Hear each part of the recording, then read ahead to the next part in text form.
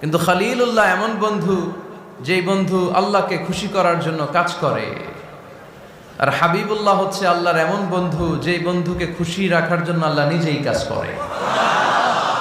আল্লাহর হাবিব সাল্লাল্লাহু আলাইহি ওয়াসাল্লাম ছিলেন হাবিবুল্লাহ। চিল্লায় বলেন, তিনি কি ছিলেন? হাবিবুল্লাহ। এত মর্যাদা, এত সম্মান, এত স্টেটাস গোটা বিশ্বের দ্বিতীয় কারো আছে? আল্লাহর হাবিব সাল্লাল্লাহু আলাইহি ওয়াসাল্লামের নুরানি চেহারার মতো চেহারা পৃথিবীর অন্য কারো আছে? কোন দিক দিয়ে আল্লাহর হাবিবের সাথে কোনো মানুষের কোনো ধরনের কম্প্যারিজন, তুলনা চলতে পারে না। Whether it's the fitness, whether it's the skin colour, whether it's the sound, whether it's the status, is out of any kind of comparison. তিনি সব ধরনের তুলনার ঊর্ধ্বে।